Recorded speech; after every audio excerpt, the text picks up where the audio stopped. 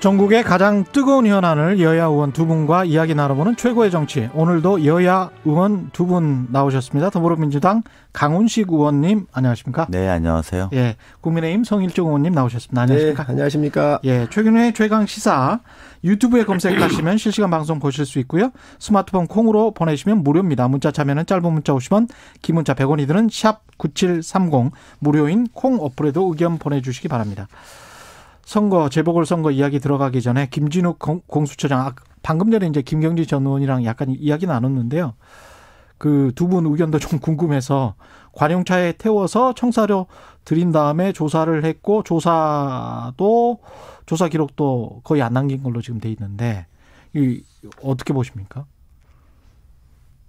두 분 먼저 성일종 의원님, 강훈식 의원님이 먼저 하라고. 강 의원님 먼저 하시죠. 그 김경진 의원께서 좀 잘 못 알고 계신데요.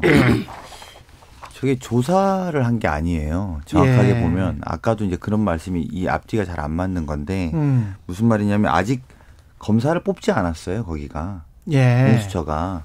그러면 이제 쉽게 말하면 공수처장이 뭐 이렇게 쉽게 말하면 모셔서 이야기를 한 건데 면담을 한 거죠. 근데 이제 그 과정은 적절하지 않다고 본인이 사과한 거는 사실이죠. 그러니까 이게 피의자가 공수처로 이첩을 주장한 사건에 대해서 공수처가 내부 여건 미비로 재이첩을 하는 과정이 생긴 일 아닙니까? 이제 수원지검에 가고 오고 하는 문제가 그러면서 일어난 거 아니겠습니까? 그래서 이게 본격적인 수사를 시작해서 발생한 그 수사 절차상의 특혜를 준 건 아니라는 거죠. 본격적인 수사는 아직 안 된 거잖아요. 그래서 예컨대 이제 검사 비위 사건에 있어서 공수처와 검찰 사이의 수사를 여기서 하는 게 맞다, 저기서 하는 게 맞다, 수원지검에 가는 게 맞다, 아니다, 공수처가 해야 된다, 다시 수원지검에 보냈다. 이제 이거를 설명하려고 김진욱 공수처장이 이성윤 중앙지검장을 부른 거죠. 근데 그 과정에 차를 태워서 한 것은 특혜 시비가 있고 그것은 부적절한 거라고 사과를 한 겁니다. 그러니까 이게 수사가 시작됐다면 아주 엄중한 문제가 되는 거죠. 그게 이제 지난 정권에 있었던 우병우 사태 같은 겁니다. 수사를 했는데 우리가 그 되게 도도한 태도로 수사를 받는 장면의 사진이 있지 않았습니까? 근데 이거는 수사 시작이 안 된 겁니다. 그리고 아마도 이번 주에 검사 임용을 한다는 거 아니겠습니까? 그리고 이제 검사 임용이 되면 수사가 되겠죠. 이제 그렇다면 이건 더 큰 문제가 되는 거죠. 그것은 이제 아까 말씀드린 것처럼 과거의 우병우 사태에 이제 검찰 조사 받는 모습과 같은 상황이 되는 거거든요. 근데 그럼에도 불구하고 이 부적절한 처사는 오해를 받을 수밖에 없고 김진욱 공수처장은 어쨌든 이 부분에 대해서 유의하겠다고 입장을 낸 것 아니겠습니까? 그래서 저는 부적절한 처신은 맞지만 일각에서 주장하는 뭐 처장의 사퇴라든지 이건 좀 도를 좀 넘은 것 아니냐. 그리고 조사가 이렇게 됐다면 정말 심각한 문제지만 그런 것은 아니기 때문에 조금 더 지켜볼 필요는 있다. 이렇게 생각합니다. 성일종 의원님. 만약에 면담을 했다 그러면 정말 큰 문제지요. 검찰에서 4번 소환을 요청했는데 불응을 한 사람이 이성윤 검사장이에요. 그렇잖아요. 그런데 이 검사를 수사하고 있는 공수처의 장이 면담을 수사하기 전에 면담을 한다? 이런 선례가 있었나요? 있을 수가 없는 얘기입니다. 전혀 이거 있을 수가 없는 이야기를 지금 현재 공수처가 출범하자마자 이런 일을 냈다고 하는 건 참 부끄러운 이야기지요. 또 이게 굉장히 문제가 많습니다. 왜 그러냐면 김진욱 처장 이야기는 이성윤 처장이 요청을 해서 만났다 그러고요. 이성윤 처장은 아니다. 김진욱 공수처장이 불러서 보자고 면담을 요청해서 자기가 갔다고 하는 거거든요. 있을 수 없는 얘기. 왜 이게 틀리냐는 거지요. 이게 지금 한 사람은 검찰의 실세고 한 사람은 공수처장이에요. 이 공수처장은 이 지금 피의자 신분에 있는 이 사람을 면담을 한 것 자체도 문제가 되지만 두 사람의 이야기가 나오는 게 틀리다는 거예요. 또 보안상 얘기를 하는데 도대체 무슨 보안이 필요하지요? 왜 보안이 필요하지요? 지금 검찰에서 수사를 받아가지고 4번 나가지 않은 사람이거든요. 이 사람을 부르는데 공수처장이 부른다고 조사를 하기 위해서 불렀다 그렇다고 한다면 어떠한 이유로 무슨 보안이 필요한 것이죠? 그런데 지금 공수처장이 차를 내보내서 5급 비서관까지 내보내가지고 정말로 007 작전을 방불케 하면서 모셔온 거예요. 이러한 수사를 조사를 국민이 받아본 적이 있나요? 있을 수 없는 일이 지금 대한민국 권력의 신부에서 이루어지고 있다. 정말로 이 국민들께서는 도저히 납득할 수 없는 일들이 벌어지고 있는 겁니다. 그리고 조사를 했다고 한다면 예. 조사 기록 하나, 녹화 기록이 하나도 없잖아요. 이거는 다음에 굉장히 중요한 겁니다. 그래서 김도우 의원이 국회에서 물어봤거든요. 조사했냐? 조사했다 그랬거든요. 그러면 조사 기록을 내놓아야 될 거 아니에요. 조사할 때에 다 녹화를 하게 돼 있잖아요. 그 어떤 것도 지금 현재 논리적으로 맞는 게 없습니다. 이거는 정말로 이 대통령한테 굉장히 부담되는 일이라고요. 대통령의 힘을 믿고 이렇게 하고 있는 거 아닌가. 정말 국민들이 납득할 수 없는 일들이 지금 공수처에서 벌어지고 있습니다. 이 지금 상황은 사실은 이제 검찰이 공정하게 못하니까 공수처를 만들었다. 이렇게도 이제 현실적으로는 이야기할 수 있겠는데 공수처가 시작되자마자 이런 일이 발생을 해버리면 공수처의 위상이 굉장히 공격을 받을 수밖에 없는 상황인 거는 맞는 것 같고 공수처가 어떻게 보면 검찰과의 자리 싸움이라고 해야 될까요? 앞으로 이제 모든 수사에 있어서 자리 싸움을 하게 될 텐데 뭐가 이제 중대범죄냐 가지고도 이야기를 할 것이고 근데 그 싸움에서 굉장히 좀 많이 뺏긴 것 아닌가 그런 생각도 좀 듭니다. 위상이 약해질 수도 있을 것 같고. 예. 저는 뭐 그런 지적은 불가피하다고 봅니다. 그래서 그리고 그런 부분에 아마 사과를 한 거다 저는 이렇게 보는 거고요. 그래서 사실은 이제 말씀대로 이게 뭐 조사다 행정이다 뭐 이런 거 이전에 어쨌든 모시고 갔다 안 모시고 갔다라는 것 자체가 국민들 눈높이에는 안 맞는 거죠. 그렇죠. 그거는 뭐 저는 피할 수 없는 지적이라고 봅니다. 그리고 그런 부분에 있어서 특히나 우리가 왜 공수처가 필요했느냐. 그냥 대표적으로는 최근에 있었던 99만 원 불기소 세트 아닙니까? 이제 그런 것 때문에 그리고 이제 과거 기사에도 그런 게 있었습니다만 검사의 기소율은 0.13%예요. 일반인들 기소는 40%거든요. 그럼 검사를 과연 어떻게 할 거냐 이런 것들이 검찰 개혁에 굉장히 중요한 걸림돌이었는데 특히 공수처장이 이런 처신으로 해서 지적을 받는 것 이건 굉장히 아픈 지적이죠. 굉장히 그리고 아프죠. 아프고 그런 면에서 검찰 개혁을 제대로 할 수 있느냐 말이죠. 이런 비판의 지점은 정말 좀 숙고하고 자성해야 될 거라고 봅니다. 하지만 이것 전체가 마치 검찰이 잘했다라는 논리로 치환되기에는 적절하지 않은 지점이 있고 오죽하면 어제 대법원이 입장냈지 않습니까? 법원의 판단도 들어봐야 되는데 이런 경우에 어디가 그러니까 이 검사에 대한 재판을 어디가 하는 것이 맞느냐. 그래서 공수처냐 검찰이냐. 이걸 가지고 이 사건의 본질은 최초로 올라가면 김학의 별장 성폭행 의혹 사건이죠. 그거 가지고 출국 금지 과정에서 당시에 반부패 강력 부장이었던 이성윤 지금 이제 중앙지검장이죠. 출금 사건의 수사 중단 외압을 행사했다라고 시작되면서 이게 고발된 거 아닙니까? 그래서 이 고발을 가지고 검찰이 우리가 조사를 하다가 공수처가 지금 생겼어요. 생겼는데 아직 완성은 안 됐지 않습니까? 그래서 아직 검사가 없는 상태예요. 공수처는. 그래서 이게 공수처가 하는 게 맞다. 이렇게 하고 돌려보냈더니 공수처에서 아니다 검찰이 해라 이랬더니 기소를 해버린 거예요. 이제 이 상황 과정 속에서 이 행정적인 절차를 설명하면서 생긴 문제인데 문제는 이 부분을 가지고 이 전체를 다 싸잡아 갖고 무슨 예를 아까 이제 우리 성일종 의원님 말씀하신 것처럼 뭐 정권의 뭐 핵심부에 뭐 이런 문제는 아니라는 거고요. 그래서 저는 다만 그럼에도 불구하고 검찰 개혁을 아주 중요한 과제로 다뤄야 되는 공수처의 처장이 부적절한 처신 본인이 사과를 했음에도 이런 부분의 이후의 기세에 있어서는 좀 중요한 포인트를 놓쳤다 이렇게 봐야 된다고 봅니다. 이게 공수처장이 차를 내보내서 서울중앙지검장 검찰의 최고 실세를 갖다가 모셨냐 안 모셨냐 이것도 적절하지 않지만 문제는 이 사람이 서울중앙지검장이 피의자잖아요. 검찰 자체 조직 내에서 4번의 불응을 한 사람인데 소환을 이게 지금 현재 공수처장은 피의자를 만날 수가 없습니다. 어떻게 만나죠? 어떤 법적 근거죠? 그리고 왜 부르죠? 면담을 왜 하죠? 이게 핵심이에요. 차량을 타고 안 타고 그것도 적절하지 않지만 그건 오히려 부수적인 문제예요. 공수처장은 검찰 같은 사람들을 검찰을 견제하기 위해서 만든다라고 처음부터 이 설립 취지를 얘기했거든요. 그런데 그 검찰을 불러오는데 어떠한 법적 근거와 왜 불렀는지 조사를 했는지 수사를 했는지 기록도 안 남기고 아무것도 안 한 이러한 불법 법적 근거가 없이 행하고 그리고 두 사람이 얘기가 틀린 거 아닙니까? 그래서 이 사실 자체가 아주 불법이고 문제가 있는 것이지요. 예. 이걸 얘기하는 것이지 예. 사실 뭐 차량을 타고 나오고 안 타고 이런 것보다는 본질의 문제를 가야 한다는 거예요. 그래서 예. 만날 수 없는 사람을 만난 겁니다.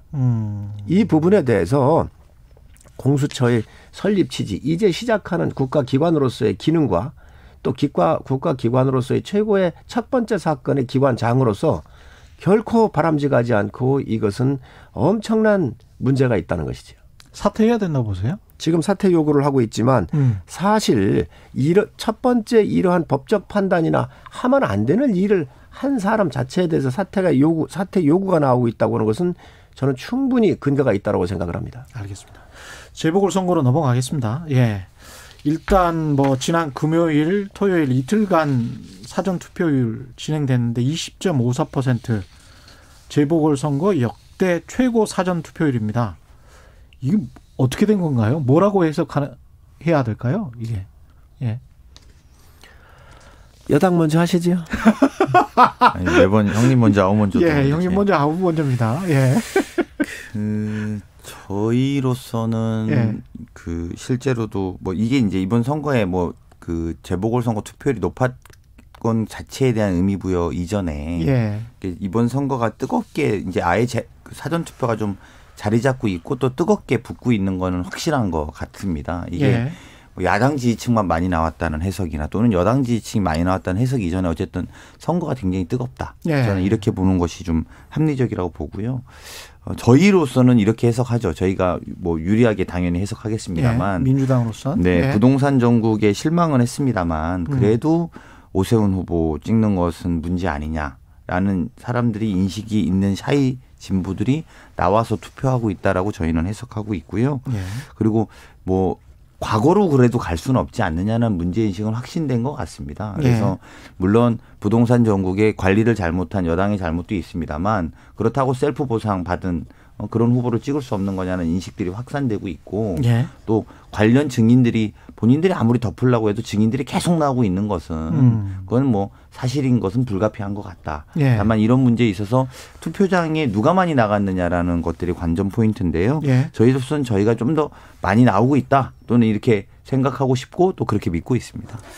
뭐 여든 야든 다 자기들 유리한 쪽으로 해석하게 돼 있지요. 뭐 이게 옛날로 따지면 전쟁이니까 예. 지금 다 유리한 그런 눈으로 보는 게 저는 뭐 진영에 따라서 충분히 그럴 수 있다고 보여집니다. 그런데 아무래도 이 방송을 듣고 계신 많은 국민들께서 계시기 때문에 논리적 근거로 좀 말씀드리는 게 맞지 않겠나 싶습니다. 우선 리얼미터가 사전선거 전에 조사한 거 보면 오세훈 지지가 57대 36 박영선, 그다음에 방송 3사가 했던 게 50.6과 28.2. 그래서 한 10에서 20% 사이가 이렇게 이제 벌어졌었죠. 그러면 이거를 누가 더 유리한지에 대한 비교적 객관치로 좀 들어가 봐야 될 텐데 대통령 직무 수행을 평가하는 거에서 보면 대통령의 직무 수행 평가를 잘했다가 32%, 못하고 있다가 58%예요. 그리고 정권 심판론이 이 정권을 심판하자고 하는 게 55%고 아니다. 이 정권이 그냥 유지할 수 있도록 심판을 받지 않도록 하자고 하는 게 35%거든요. 그게 방송 3사 겁니까? 정권 심판론은 요거는 갤럽 거예요. 예, 갤럽. 예, 그래서 지금 오세훈 후보의 지지율이나 또 박영선 후보의 지지율이 박영선 후보의 지지율은 대통령의 국정 수행 지지하고 있는 능력 또 정권을 심판받지 아니하고 이 정권한테 맡기자라고 하는 그 율하고 비슷하고요. 그리고 오세훈 후보의 지지율은 정권을 심판하자고는 55%에 가깝고 또 대통령 부정평가에 58%에 가깝습니다. 그래서 이 모든 추세선들이 정방향을 아주 일직선을 향하고 있는 것이죠. 그래서 비교적 이 흐름에서는 견고한 거 아닌가 하는 생각이 좀 들고 이런 여건으로 봤었을 때 비교적 이번에는 심판하자고 하는 분들이 마음이 좀 많이 이렇게 현장으로 나오지 않았겠나 하는 게 저희 판단입니다. 그게 이제 일단 두 가지는 확실한 것 같습니다. 야당도 이제 여론조사를 믿기 시작해서 참 다행스럽습니다. 원래 또 안 믿으셨잖아요. 지난 한 4, 5년 동안. 이제 여당의 샤이진 법을 또 안 믿기 시작해요. 저는 그 문제는 아니고 제 이야기는 그 말은 아니고. 선거 결과가 나오면 이제 부정선거라는 이야기는 이제. 우리는 안 합니다. 적어도 그런 정도 수준은 아니고요. 저희도 부정선거 이야기를 공식적으로 한 적이 없습니다. 두 번째는 종로 선거 때 오세훈 후보가 한 20% 가까이 이긴다고 그 지난번 종로에서 오세훈, 정세균 붙을 때 마지막 그 투표 그 마지막 여론조사에서 한 20% 가까이 이긴다고 그랬다. 결국은 졌었죠. 그리고 그 다음에 광진구 선거에서도 얼마 전 1년 전에 있었던 선거에서도 졌었어요. 근데 그때도 그 당시 정세균 후보가 이제 의장이 됐죠. 그 선거에 이기고 나서. 여론조사의 결과값이 잘 뒤집혀지는 후보예요. 오세훈 후보가. 다른 후보가 다 그런 건 아닌데요. 잘 뒤집혀지는 후보다. 그리고 그럼 뭐 객관적인 증거가 다 그랬으니까요.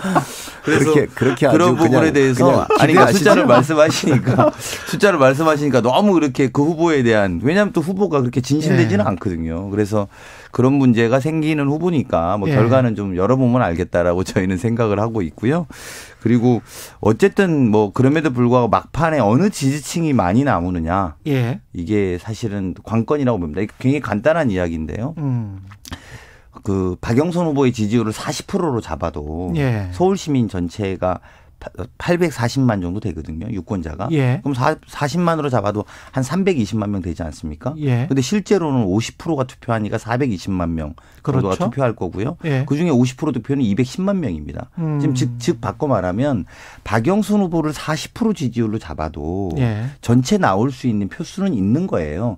승리의 211%의 퍼센트 211만 명의 표, 즉 50% 이상의 지지층은 갖고 있는 거죠. 즉 어디냐? 그렇게 계산하시는군요. 네, 그러면 누가 어느 쪽이 더 많이 나오느냐 문제입니다. 그래서 이제 뭐 샤이진보다 샤이 보수다 이런 것의 핵심 쟁점은 부끄럽지만 나가 투표할 거냐. 하지만 그러니까 이대로 맡겨주는 건 안 된다라고 투표할 거냐 아니다. 부끄러워서 투표를 안 할 거냐의 이 대결이다. 저는 이렇게 보는 게 합리적이다라고 생각하고요. 그래서 이제 그런 결과들, 즉 여론조사에서 큰 차이가 있었습니다만 뒤집어졌던 이전에 오세훈 후보의 결과들은 투표장에 안 나오는 뭐 우리가 이긴다 뭐 이렇게 해서 안 나갈 수 있죠. 반대로 우리가 진다 하지만 좀 더 나가보자 이러면 이제 이길 수 있는 것이고 이래서 그런 건 결국은 투표장에 나오는 숫자에 따른 대결 아닌가 이렇게 생각합니다. 이 계산법에 관해서는 어떻게 됩니까? 이제 여당식 계산이죠. 야당식 계산이죠. 야당식 계산. 야당식 계산은 어떤 겁니까? 아무래도 통계학이라고 하는 것이 과학이거든요. 아주 정밀하게 또 표본이 넓고 지역을 다양하게 하면 이 그 수렴되는 그 조사의 가치가 상당히 높아간다는 것이죠. 그래서 다소 또 틀린 것도 있습니다. 강연 이야기가 뭐 틀린 것도 아니에요. 그런 설례도 있었고 그렇지만 비교적 어떤 특정 지역 국회의원 선거처럼 조그만 지역 할 때는 그런 오류가 있을 수 있고 또 ARS라든지 이런 그 조사 방식 조사 방식에 따라 틀린데 요즘에 저희가 안철수와 오세훈의 단일화를 할 때 보니까 굉장히 정확해요. 무선 전화로 해서 안심 전화로 하는 거니까. 무선과 유선을 섞으면 더 정확하고요. 또 무선만 하더라도 상당히 정확도가 좀 높았다 이렇게 저는 보여지고 그래서 그러한 과정을 여러 가지 봐보면 그 추세에 있어서는 분명히 오세훈 후보가 앞서 있는 건 아닌가 생각을 하고 또 20대 30대의 이 지지율이 그 60대 이상의 지지율하고 거의 비슷하거든요. 부정평가에 대한. 그래서 그런 것들을 이렇게 잘 분석을 해보면 아마 쉽게 판단하시지 않겠나 하는 생각을 가지고 있습니다.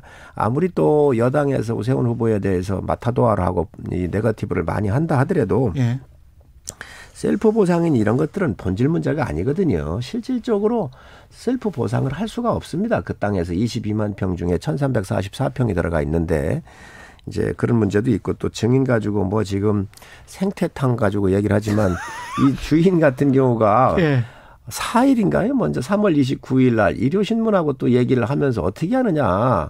나는 오세훈이 모른다. 장사하면서 나는 주방에 있었다라고 또 그 얘기를 명확하게 했어요. 그게 녹음으로 지금 다 나와 있는데. 오늘 저 생태탕집 아들이 기자회견 한다고 하지 않았습니까? 그렇죠. 이제 저렇게 선배님 그 순서를 정확하게 알고 계셔야 되는데 3월 29일 날 그 실제로 그 이류시사랑 그 인터뷰를 한 내용 이제 이 부분 갖고 야당이 이야기하는 거예요. 예. 본인 그 어머니 해명 그러니까 본인의 이야기는 29일 날 통화를 했고 이류시사가 29일 날 통화를 했고 뉴스공장은 4월 2일 날 했다는 거예요. 예. 근데 어머님 말씀은 29일까지 왜 그렇게 이야기했냐 29일은 모른다고 했던 분이 4월 2일 날 그러니까 뒤가 뉴스공장이에요. 예, 뒤가 그 앞에 뉴스공장이고. 거를 지금 가지고 야당이 이야기하는 거예요. 예. 그래서 기자들이 하도 전화 오니까 난 모른다고 하고 전화를 했다. 전화 안 오게 하려고 모른 척 했었다. 이게 이제 29일까지 어머니 입장이었던 예. 거예요. 그래서 그 이후에 4월 2일 날 입장은 달라진 게 없어요. 그 뒤로 새로 보도된 게 없고. 그래서 옛날 걸 가지고 지금 또 이야기할 정도로 그러니까 거짓말이 거짓말을 낳는 거예요. 저는 이제 그런 이야기는 도움이 안 되니까 하지 마신 게 전 낫다고 보고. 그리고 셀프 보상 문제만 해도 그렇잖아요. 셀프 보상 아니다. 아니 그린벨트 땅 풀었어요. 셀프 자기 지역인지 몰랐다. 본인이 우리가 셀프 보상이 아니냐 이랬더니 땅의 존재도 위치도 몰랐다 그런 거 아닙니까? 그러다가 지금 증인이 계속 나오는 거 아닙니까? 그러다 지금은 이제 기억 앞에 겸손해야 된다 그래 본인. 저는 법정 갈 거라고 대비한다고 봐요. 왜냐하면 기억이 안 난다 이렇게 말하면 국민들이 다 본질을 알아버릴 테니까 기억 앞에 겸손해야 된다는 회기망측한 이야기를 하는 거 아닙니까? 그래서 저는 그러면서 거기에 사퇴도 걸고 정계 은퇴도 걸은 건데 손바닥 뒤집듯이 약속이나 이야기를 바꾸지 않으려면 그냥 팩트만 잘 이야기하면 되는 거고요. 그리고 이제 이렇게 계속 나오는 거예요. 저는 가릴 수가 없다고 보는데 오히려 처음부터 내가 이러이러한 과정에 이러이러한 게 있었다라고 처음 말했으면 이렇게까지 이걸 키워서 가지 않았을 거라고요. 근데 저는 그렇게 솔직하지 못했던 점들이 계속 러시아 인연처럼 덮어도 계속 인연이 커지는 거죠. 계속 커지고 더 큰 인연이 될 겁니다. 그래서 그런 게 부담이 될 거라고 저는 생각합니다. 여당이 오세훈 후보를 비난할 자격이 있나요? 그러니까 확대하지 말고 이 사건만 이야기하세요. 아니 왜 사건만 얘기해? 본질을 얘기를 해야지. 사건 본질이 뭡니까? 그래서 여당이 성범죄 중대한 성범죄 같은 경우를 저질렀었을 때 당헌 당규에 후보를 안 내겠다고 그랬거든요. 이것까지도 바꾸면서 후보를 낸 건 이 엄청난 거짓말. 그다음에 그 전에도 있습니다. 공수처 또 선거법 연계해서 지금 여당이 야합을 해가지고 우리 당의 반대를 무릅쓰고 지금 공수처장도 앞에서 다뤘지만 이 심각한 문제가 나왔는데 이때도 절대로 비례정당 만들지 않겠다라고 다 약속했거든요. 당대표부터. 그래놓고 당원투표 해가지고 쓱 해가지고 이것을 갖다가 또 위성정당 만들어가지고 했거든요. 이렇게 거짓말하고 있는 지금 민주당이 이 무슨 셀프 보상이니 이 말 본질도 상관없는 생태탕 주인 그러다가 생태탕 주인이 3월 29일 날 분명히 얘기를 했습니다. 오세훈 만난 적도 없고 그 사람들 얘기를 왜 듣냐. 나는 바빠서 주방에서 일하기 때문에 그런 적도 없다. 그래놓고 4월 2일 날 데려다가 오세훈 봤다고 얘기했거든요. 근데 여당은 김대엽 사건 전과 오범인 사람 말이지요. 이런 사람 갖다가 이해창 후보 떨어뜨리는데 아주 잘 써먹었습니다. 또 이번에 한동훈 검사할 때 또 지모 씨 오범인 같은 경우 갖다가 또 공작을 했어요. 이번에 한명숙 사건에도 보니까 마약 사범의 사기 사건 같은 경우 또 갖다가 하고 있는데 국민들이 의심을 하는 거예요.